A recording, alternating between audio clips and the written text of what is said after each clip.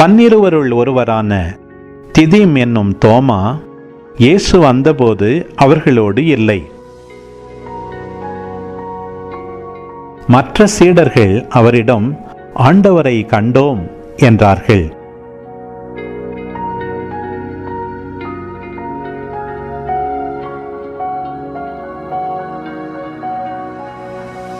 தோமா அவர்களிடம், அவருடைய கைகளில் ஆணிகளால் ஏற்பட்ட தழும்பை பார்த்து, அதில் என் விரலை விட்டு அவர் விலாவில் என் கையை இட்டாலன்றி நான் நம்ப மாட்டேன் என்றார்.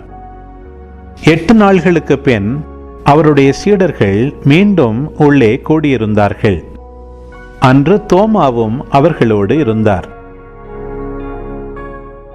கதவுகள் பூட்டப்பட்டிருந்தும் இயேசு உள்ளே வந்து அவர்கள் நடுவில் நின்று, உங்களுக்கு அமைதி உரித்தாகுக என்று வாழ்த்தினார். பின்னர் அவர் தோமாவிடம், இதோ என் கைகள், இங்கே உன் விரலை இடு, உன் கையை நீட்டி என் விலாவில் இடு, ஐயம் தவிர்த்து நம்பிக்கை கொள் என்றார்.